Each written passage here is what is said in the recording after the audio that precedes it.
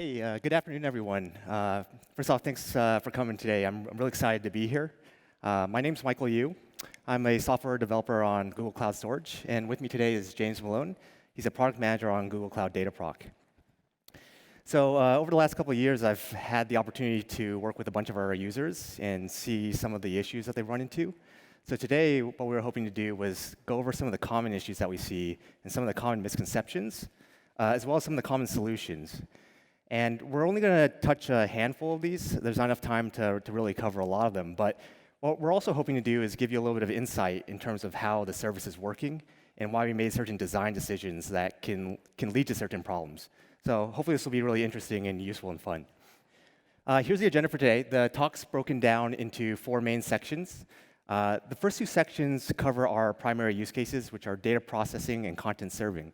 So for data processing workloads and content serving, we're going to first talk about storage classes. And the reason why is that there's some misconceptions around them. Particularly, we've commonly seen that some folks believe that multi-regional is a strictly superior storage class to regional. And that's not true. There's actually trade-offs between the two. And so we'll go into some of the latency differences and some of the consistency differences. We're also going to talk about roughly what performance you can expect out of GCS. And we're going to talk about how to change our access patterns to take advantage of our relative strengths and hopefully work around some of our relative weaknesses. The third section is going to be on write scaling. This is a problem that we see fairly often. Folks will end up hitting a bottleneck, and they're not able to scale the number of writes per second they can get. So we're going to take a look at some of the design decisions that we made that resulted in this hotspotting, and we'll sort of explain our rationale for making those decisions. And then we'll, of course, talk about ways to get around that. And then finally, we're going to wrap up talking about retries. Retries is probably something everyone's familiar with, but there's different strategies you want to use when dealing with errors versus dealing with slow requests and tail latency.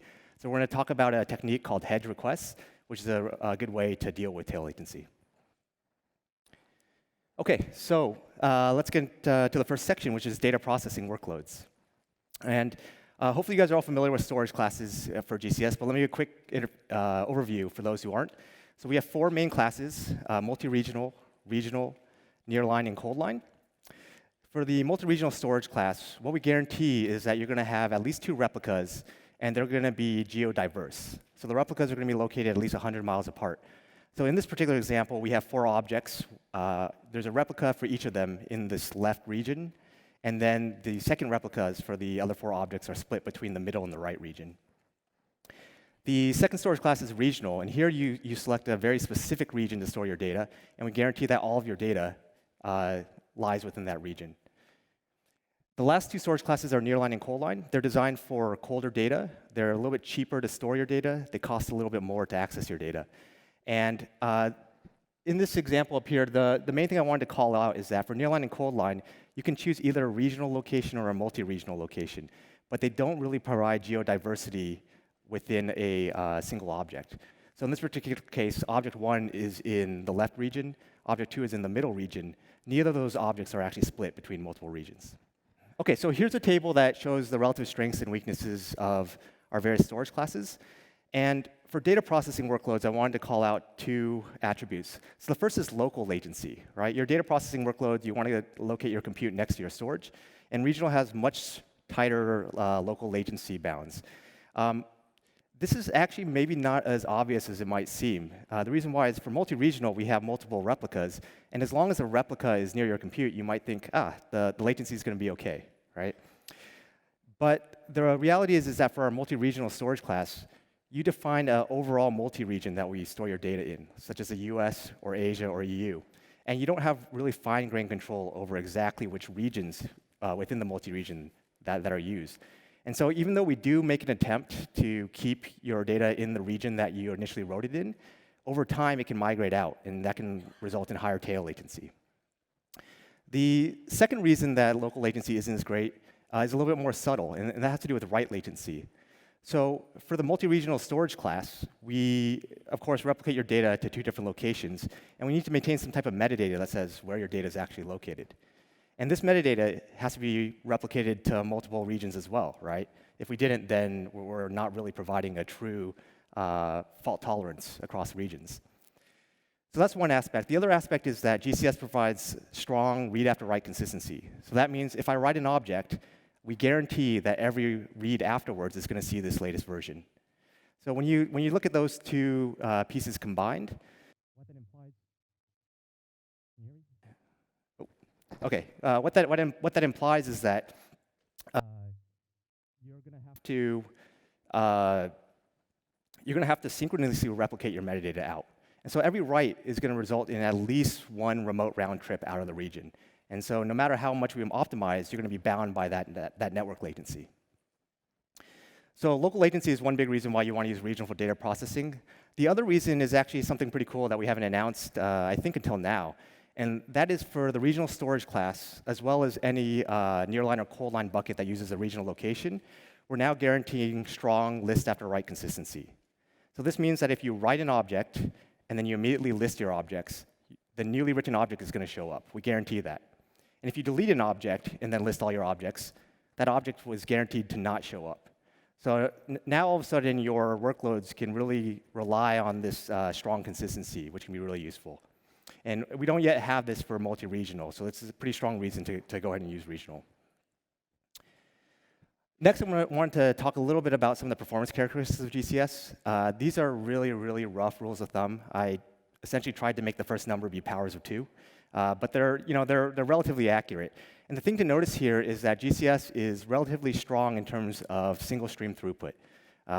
We think we get usually roughly around 800 megabits per second for reads, 400 megabits per second for writes. On the flip side, we're relatively weak in terms of the fixed latency cost per request. And so a rough rule of thumb is 100 milliseconds for reads and 200 milliseconds for writes. So there's a couple of implications here. So first is obviously favor larger requests, right? Take advantage of that throughput. Second of all, if you do have small requests, parallelize them, right? So that way you're really overlapping that fixed latency cost. And then finally, this is a little bit subtle, but in general, for data processing workloads, you want to avoid resumable uploads, especially for small requests. And the definition of small is somewhat surprising sometimes, right? Does that mean 5 megabytes or 10 megabytes? Maybe 100 megabytes. Well, if you look at our 400 megabytes per second write, that's equivalent to 50 megabytes per second, right? If you have a 1 gigabyte size object, that means that a 1 gigabyte size object can be written in about 20 seconds. So if you're willing to give up to 20 seconds of work, in the rare case that you encounter an error, then you actually don't really need to be using resumable. And the reason why we don't recommend resumable for these small requests is that a resumable upload requires at least 2 round trips to the server, right? The first round trip establishes a unique session that you then use in your second round trip to upload your data. And again, because we have this fixed latency cost, that's going to add up over time. I actually wanted to mention kind of an interesting story. We actually ran into this ourselves once, where we were doing some benchmarking using test DFSIO. What this does is it essentially spins up a bunch of workers, and it does a bunch of writes and does a bunch of reads. So it's a very simple I/O test. And when we ran this benchmark, it was taking a little bit longer than we expected, so we dug in. And the reading and the writing portion was actually quite quick. It's sort of scaling as we expected. However, the job was taking a long time to start up. So when we dug into that even further, what we noticed is that the controller was writing these small control files to coordinate all the workers, right? And it was writing these small files serially, one by one. It was also using resumable uploads, so that meant each file actually required 2 round trips to the server. So if you kind of do the rough napkin math, we're talking about 400 milliseconds per control file, maybe 2.5 control files per second. If you're talking about spinning up 1,000 workers, you're already talking about 400 seconds or about 6 to 7 minutes just to start up the job. So, in hindsight, it was pretty obvious, but it's kind of a lesson where if you're taking a workload from an existing system and you're moving it to GCS, the performance characteristics can be different. And so, you want to take that into account and make sure you're parallelizing. OK, up next, James is going to do a quick demo on Cloud Data Proc that should hopefully show some of these principles in play. So. Excellent. Thank you all for being here. It's nice to see all of you. So I'm a product manager, and I focus on Google Cloud Data Proc. Data Proc is our managed Spark and Hadoop offering. And the demo I'm going to show you is really important because one of the principal things that we try to do with Data Proc and many of our products is really separate storage and compute. And with Spark and Hadoop, usually the storage is intrinsically tied to your cluster. So often with Spark and Hadoop, you have the Hadoop Distributed File System, or HDFS. That often lives with your cluster, and a lot of times you have to scale your cluster to store data. And Hadoop has tried to solve many of the hard things that GCS solves behind the scenes for you, like replication, like performance, durability. By being able to use Google Cloud Storage, you can have your data live in Google Cloud and use it with Dataproc or any multiple other products, and use Spark and Hadoop on that data as you wish. So the demo I'm going to show you today is twofold. One, I'm going to show you a Spark streaming example that takes advantage of the list consistency that's built into regional buckets. What's really cool about that is as soon as we're writing files to this cloud storage bucket, Spark streaming is picking them up and processing them. That's often a very difficult thing to do with cloud environments and block stores. And the second is, as Mike said, some of the numbers we showed you, that's great. I love showing numbers. I'm a big fan of actually showing you the numbers in real time. So I want to substantiate some of the performance that we're seeing and talk about how we're really trying to enhance performance with Cloud Dataproc and cloud storage.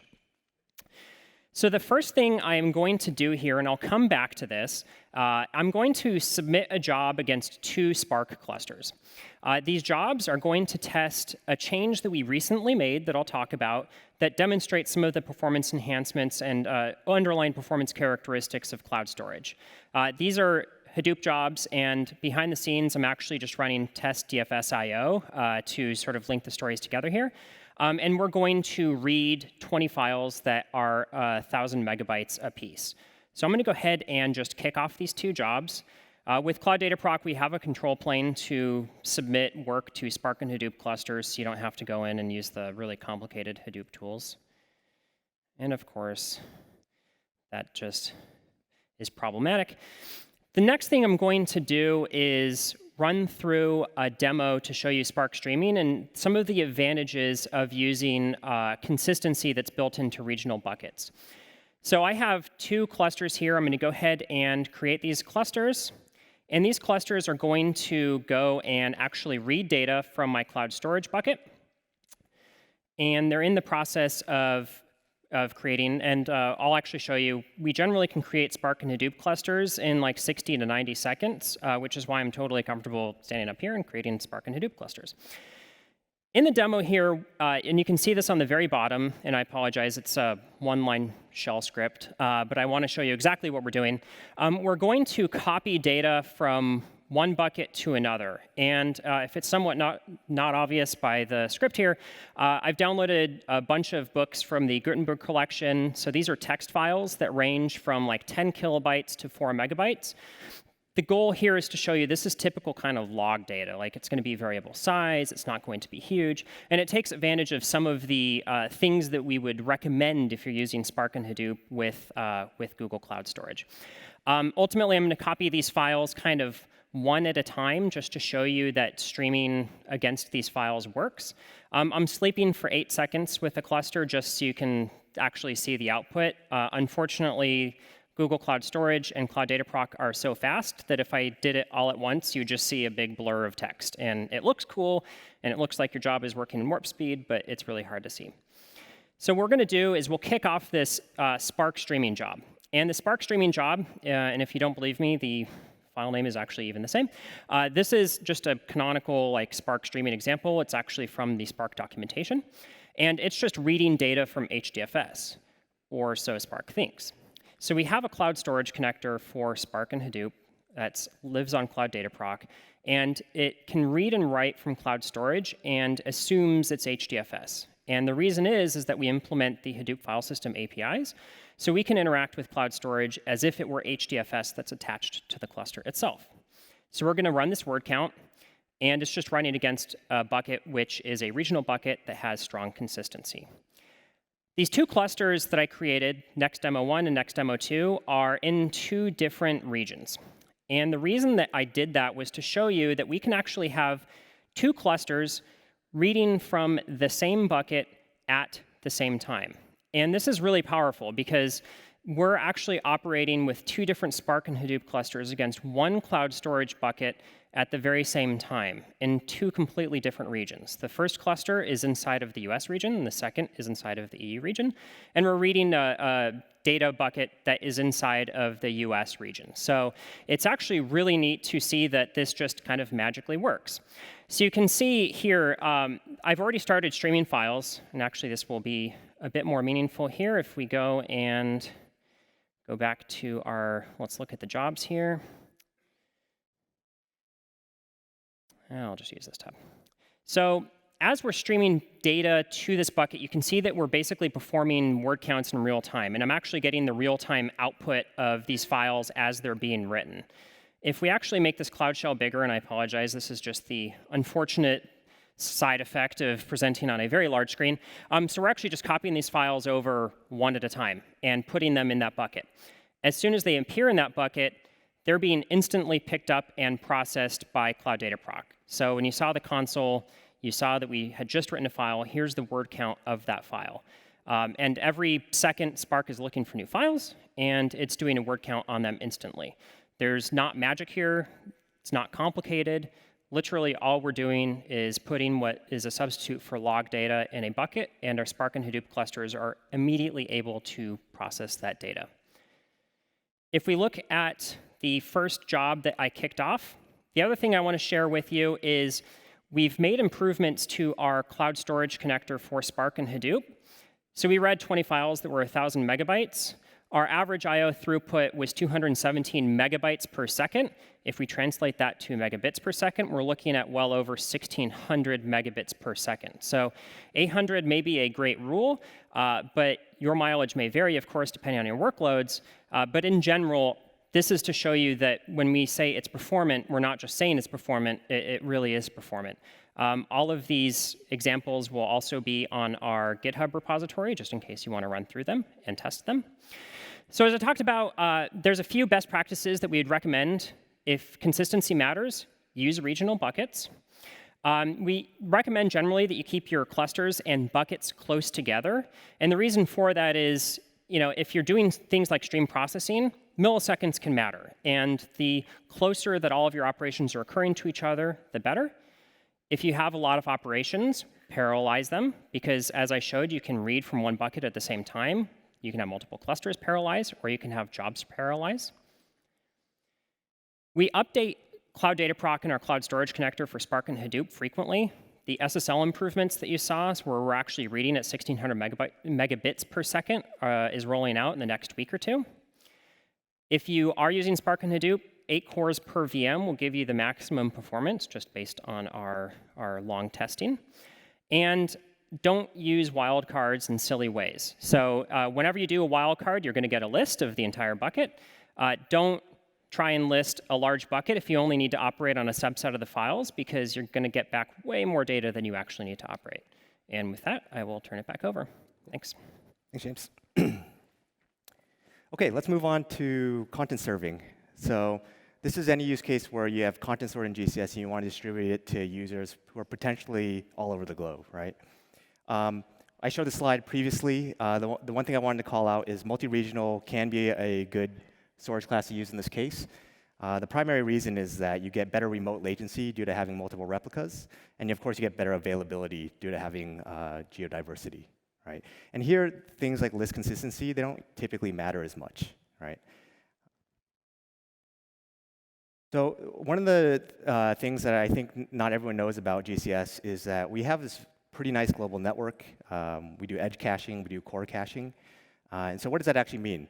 So without any of this, typically what would happen when a user fetches an object is the request would traverse across the public internet, and it would eventually hit the region that the object's located in.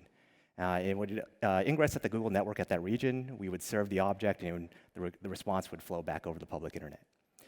So what GCS actually does is Google has points of presence all over the globe, and we try to get the user's request onto our nearest point of presence. And once it's on that point of presence, we terminate the request, and we forward it internally over our private network. And so a longer portion of the request is over our private network, where we have tighter control over the quality of service we can provide. So that's a pretty nice benefit. We also end up doing automatic failover. So we'll find the nearest replica. In this particular case, it's in region A. And if region A isn't healthy, we'll fall back to region B automatically. The third thing that's nice about this is we have, like I mentioned earlier, edge caching and caching in our core data centers as well. So for hot content, subsequent requests can be served directly from cache rather than having to travel, say, halfway around the world to the original source. Some of you guys might be familiar with our Cloud CDN product and might be saying, hey, this sounds really familiar, right, or very similar. And that's exactly right. We actually use the same global network and the same edge caching infrastructure as Cloud CDN. So really, a lot of Cloud CDN functionality is built straight into GCS without you having to do anything. There are also some good reasons for using Cloud CDN. In particular, if you want to set up SSL for custom domains, or you want to customize your URL structure, perhaps point a subset of URLs at GCS, and a subset of URLs at your compute instances, you would want to use Cloud CDN or a Cloud Load Balancer. It also provides differentiated pricing. So, some requests are served out of cache, some requests are served from cache misses. And if you want differentiated pricing there, you can use Cloud CDN. So next, I'm going to do a quick demo to sort of demonstrate what I mean by this global network. So over here, you can see I've created a demo bucket. You can see it's a multi-regional storage class.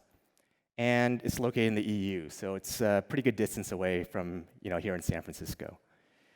I'm going to switch over to the terminal here, and the first thing I'll do is I'll ping our bucket right here, so io321-demo.storage.googleapis.com. And what you can see here is that we're getting a round-trip time of about 3 milliseconds. So clearly, it's not going to Europe, right? That's maybe 150, 200 milliseconds away. So the request is getting terminated somewhere close. Let's actually go ahead and perform a trace route. And what a trace route does is it shows you all the hops that a request takes towards its final destination. And so you can ignore the first 11 or so entries here. The important one here is this very last entry, NUQ something something 1E100.net. So what is that, right? First of all, I'm sure a lot of you guys already know this, but Google itself was actually misnamed. It was supposed to be GOL. So if we look up the definition of that, it's 1 times 10 to the 100, right? So, and that's exactly what 1E100 is. It's our little clever way of saying, hey, this is a Google device. If you look at the rest of the name, and I'm not going to go into too many of the details, you can see NUQ, and you might wonder what that is. And so if we do a quick search for that, it looks like it's Moffett Federal Airfield here in the Bay Area. So you might guess that the request is getting terminated somewhere close by here, right? We have a point of presence here, and that's where we're handling the request. And once it gets here, we're going to go on to Europe, right? OK, so next, I've uploaded an object into this Europe bucket, and we can perform a curl to pull the object, and we can time it to see how long it'll take. So here you can see I'm curling, I'm just silencing the output. I'm writing the output to dev null, and I'm pulling this foo.bin object. All right, let's see what happens. So you can see it's taking about 200 milliseconds, and that makes sense. It's got to traverse all the way to Europe to get this thing, right? So how do we actually enable this edge caching? What we can do is, if you go into your storage browser, we can edit the metadata properties of the object. And here you can see that one of the metadata properties is cache control header, and it's being set to private. So if we wipe this out, by default, GCS will mark your object as publicly cacheable, assuming your object is actually public. If it's private, it won't do this, of course. So I'm going to just go ahead and clear this out. OK, so now if I go back and we rerun that curl command to pull the object, previously it was about 200 milliseconds. We're now seeing about 20-ish milliseconds, 20 to 30 milliseconds.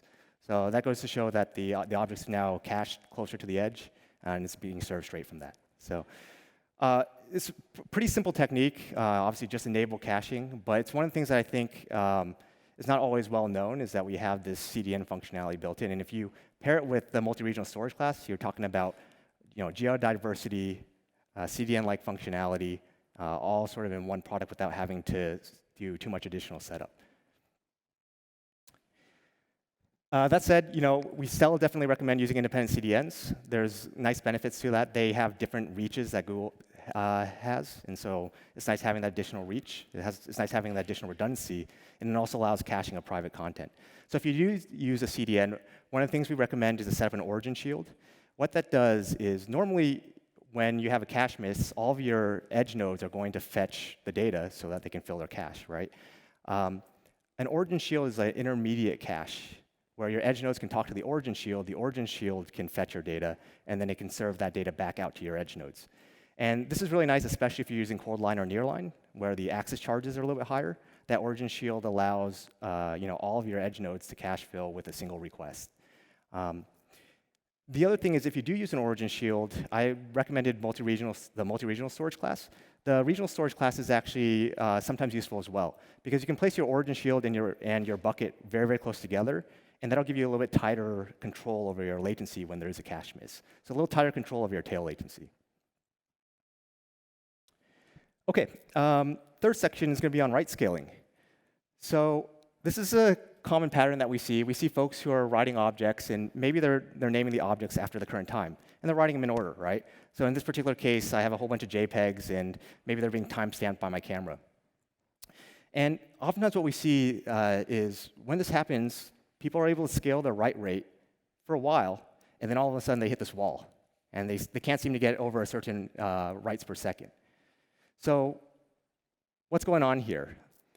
To kind of understand, we should actually take a step back and see how GCS was designed. And we started off with a few requirements, right?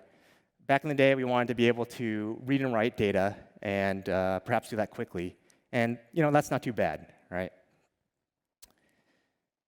And then you might add another requirement, which is, hey, you should probably be resilient to power failure or hardware failure or human failure. So things are getting a little bit harder, but still kind of all in all, I think we can deal with this. We can use journaling to recover from power failure, replication to handle hardware failure, and all sorts of different techniques for human failure, backup, slow rollouts, automation, testing, that sort of thing. So we can take care of this as well. And then maybe a third requirement was, hey, we should probably scale to lots of data. And still at this point, it's not too bad, right? We can use that as essentially a distributed hash. And this scales pretty well. We distribute our objects pretty evenly across all of our nodes. We can still do things relatively quickly. You hash your object, you quickly find which node owns it, and then you go directly to that node. There's not a lot of intermediate layers there to cause scaling bottlenecks or performance bottlenecks. So, and I kind of underplayed this because actually there's a lot of smart folks who've done this, and we're lucky to be able to rely on it. But this was actually how one of the initial versions of GCS was built internally. We were essentially as this big distributed hash. So unfortunately, folks came along and said, hey, it'd be really nice if we could list our data. And we want to be able to list our data in order. We want it to be accurate, which means we talked about strong list consistency, right? That's been one of the large requests that we've had. And we want to be able to do it quickly. And so it's this last requirement that really is problematic.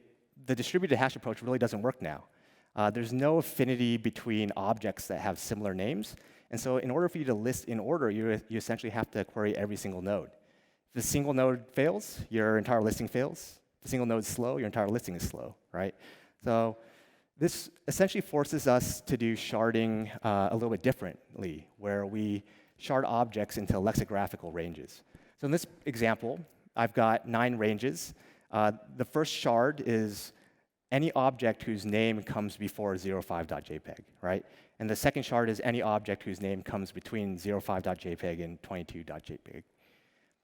And what GCS does is it takes these shards and it distributes them to machines. And here's an example where we have 4 machines and we distribute the shards. We, of course, have replications, so you can imagine having different zones with replicas of these shards, and we don't necessarily have to distribute the shards the same way. But the key thing here is in order for this to be effective, the amount of load that shards 1, 2, and 3 receive has to be roughly equal to the amount of load that 4 and 5 receive, and 6 and 7 and 8 and 9. Right? If we don't, then each of these 4 machines in that left region they're not going to have even load balancing. So the problem is, how do we decide what these lexicographical ranges should be, right? So that we get this nice even load balancing. It's actually a little bit hard, primarily because we don't really control what the object naming is, and we don't really control the access pattern that our users use when they access our objects. So here's one example of potential load versus object names. And here's another very different example, right? In that second example, this could be someone who's writing to two subdirectories, foo and bar, and not writing anything else outside of that. And so only around foo and around bar do you see these spikes in load. And so for that, we would, of course, split the ranges within foo and bar. And for this other one, we would have probably much more even splits, right? So one of the key things here that I wanted to point out is we need a little bit of help. We have to really look at your past behavior to try to figure out how to shard things. And we will do that, right? If you maintain a relatively consistent load, we'll figure it out. We'll split things into the appropriate shards and redistribute. But if you're constantly moving around, then it makes it very, very hard for us to react. Let's go back to in-order writes for a second and see why these are problematic. So if we start out, let's imagine we're writing 00.jpg through 99.jpg in order, okay? And we'll start off with the base where we have just a single shard. That means only a single machine can handle these requests. And so we're writing these in order on machine number 1. And of course, if we wanted to use a second machine, it's not going to be doing anything. There's not a shard that we can assign to that machine. And so with this current setup, the amount of write scaling you can get is going to be limited by the capacity of a single machine. OK, so one of the things we might think to do is, let's split up our shards. Let's have 2 shards, 0 through 50, 50 through 99. And let's distribute each of these shards to a different machine, right? So what happens with in-order writes? First of all, you start writing 0, 0, 0, 1 all the way through 49. All of those hit that first shard. All of those end up on machine number 1. And while machine number 1 is handling all these writes, machine number 2 is sitting there idle, not doing anything at all, right? And then you start writing 50.jpg, 51.jpg through 99.jpg. And these all of a sudden are hitting the second shard, which is hosted on machine number 2. And since all the requests are going to machine number 2, machine number 1 is idle. So at any given point in time, only one machine is active, and your total write capacity is limited by that single machine. So this particular strategy hasn't really bought us anything in terms of our ability to scale writes. We could take this to the extreme and use a ton of shards. In this example, we have a bunch of shards, one essentially for every single object. And if we distribute those shards alternatingly between machine 1 and 2, we can indeed use both machine 1 and 2 simultaneously. And we've doubled our write throughput, right? But this isn't really practical. It doesn't scale well. There's a lot of overhead in terms of maintaining shards. And so that's one issue. And the other issue is that we still have to be able to predict the fact that you're writing sequentially and do this type of splitting ahead of time, right? We can't react after the fact. We have to know up front that this is happening. So this is still fairly problematic. So the solution here is really to change your write pattern. For example, rather than writing 0 through 99 just sequentially, you could go ahead and write from 2 workers in parallel. 0 through 49, 50 through 99. And if you do that, then this previous split into 2 shards is actually pretty effective, right? You end up hitting both machines 1 and 2 at the same time. You've essentially doubled your write throughput. And if you do this, by the way, GCS will figure out that these are the right ranges that should be used for the shards. It just takes a little bit of time. So let's, to recap, some of the best practices for write scaling is, for your steady state load, make sure you're pointing your load at a consistent range of objects. If you're writing into, say, a foo subdirectory, keep it in the foo subdirectory. Over time, GCS is going to figure out your write pattern. It's going to split. It's going to scale. If you suddenly shift over to a different prefix, we will again react and split and scale, but it'll take some time, and you might see a little bit of a blip in terms of your write throughput. If you're doing a one-off write where maybe you don't have control over the names of your objects, parallelize, right? Parallelize over different ranges. This particular problem doesn't affect everybody. Roughly, you can expect to be able to get a low thousands of writes per second before you end up with any write scaling bottlenecks. And we're working pretty hard right now to actually raise that quite a bit. But just as a rough rule of thumb, if you expect to need to go over a few thousand writes per second, start planning for changing your write access pattern to avoid these bottlenecks. And then finally, in terms of how quickly GCS reacts, you want to think on the order of a low number of minutes. So again, it takes some time to learn, some time to react. So it's not maybe as quick as we'd like, right? In terms of, to get a little bit more concrete in terms of what you can do here, I already mentioned the idea that you can upload from multiple directories in parallel. That's one way to really access multiple object ranges at once. Another thing you can do is, let's say you're writing a bunch of objects sequentially. So in this case, 0005123.jpg. You can actually hash that name and insert the prefix of the hash. And by doing that, since your hash function is creating hash values that should be uniform over the range of hash values, you're distributing your load and you're allowing GCS to go ahead and create splits that are effective. And you don't necessarily have to put this hash at the very beginning of your object name. So in this example, we inserted the hash after the foo directory. And that means that any writes that go into the foo directory are going to be split and they're going to scale really, really well. And so that'll work just fine. Again, as long as you don't suddenly shift your traffic from foo to a different prefix like bar. Okay, so that's write scaling. To wrap this up, I wanted to talk about retries a bit. So here's a typical retry strategy. It should look pretty familiar, right? You get an error, you do exponential backoff, you add jitter, things are great, right? So one question that kind of comes up is like, what's an appropriate timeout when I call GCS? You might set something on the short end, like 500 milliseconds. You might set something on the long end, something like 10 seconds, right? So what's a good timeout?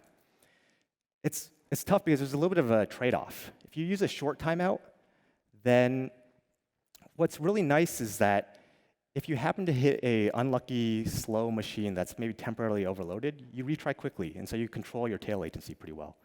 However, if system-wide we're seeing a slowdown, then you might be prematurely giving up, right? Maybe if you had waited just a second or 2 seconds, your request would complete, and now all of a sudden, all of your requests are failing because you've set this really short 500 millisecond timeout. It also ends up wasting a bunch of work, right, on the server side.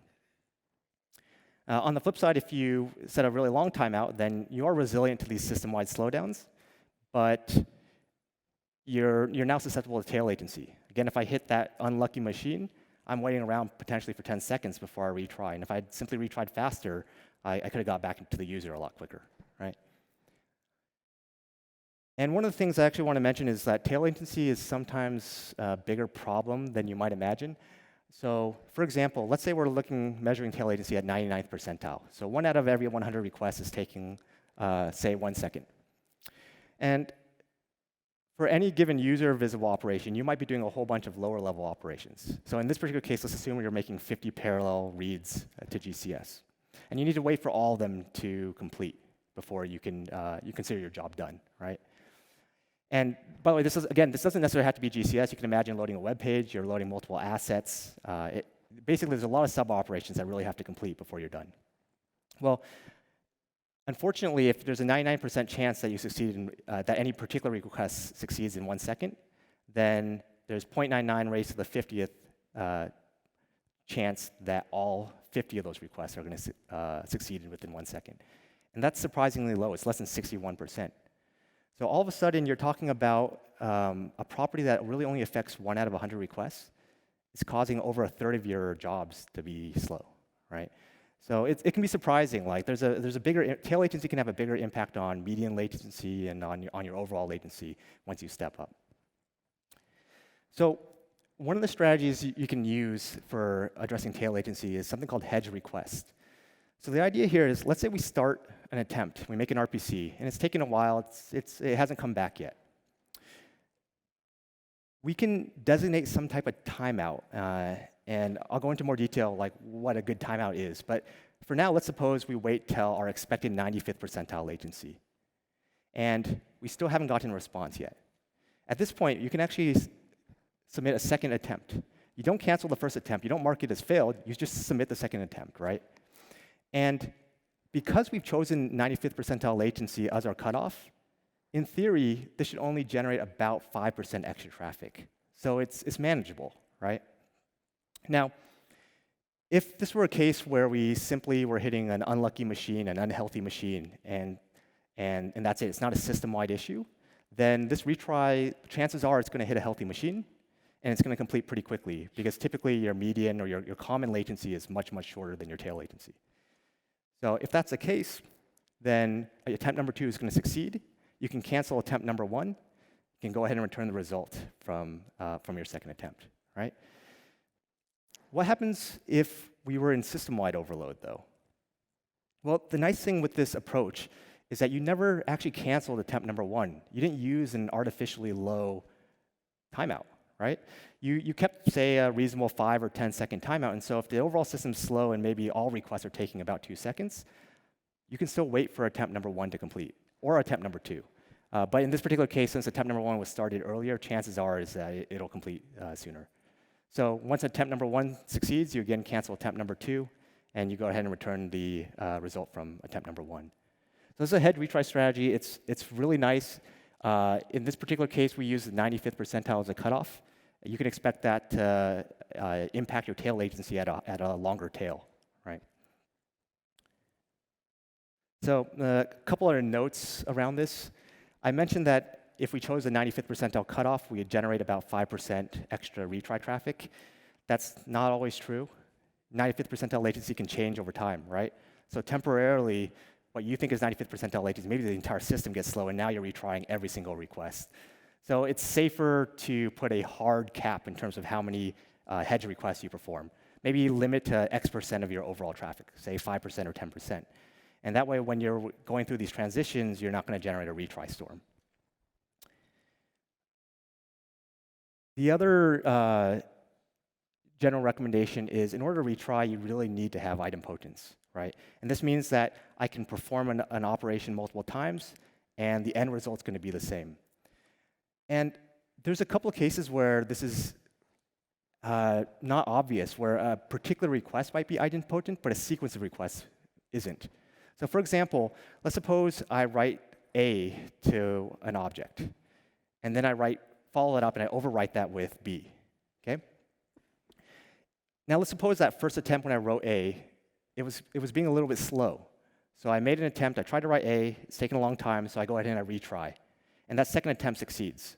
So now we've written A, I move on and I write B, and unfortunately that first attempt to write A finishes up. So what does it do? It overwrites B. And the net result is I'm left with A, right? And that's unexpected. You would expect that retry or that slow request to be dead and not have any effect, but it's actually living in the system somewhere and kind of coming back to bite you. So there's a couple ways to work around this. One obvious way is simply don't overwrite objects, right? Anytime you're writing new content, choose a different name. If you do this, you're not going to ever run into this type of issue. You can also use preconditions. For example, if I had said write A, if and only if the object didn't exist previously, right? And then I can say write B only if the contents of the object or the version of the object was A. If you do this, then that initial request to A is not going to overwrite B because the object exists at that point, right?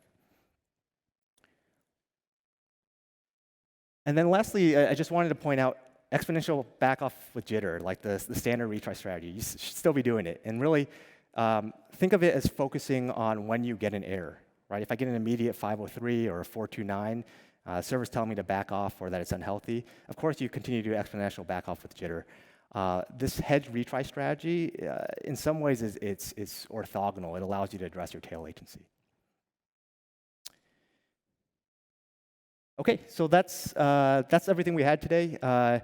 Just to quickly recap, we covered 4 different areas: data processing, content serving, write scaling, and retries. And be careful with the storage classes that you choose. Make sure you're favoring larger requests and you're parallelizing as much as possible, right? Make sure you're turning on caching so that you can take advantage of our built-in CDN functionality. And then make sure your write pattern isn't going to generate bottlenecks, unexpected bottlenecks later on. And then finally, think about using Hedge requests to cut down on your tail latency. So All right, thank you, everyone.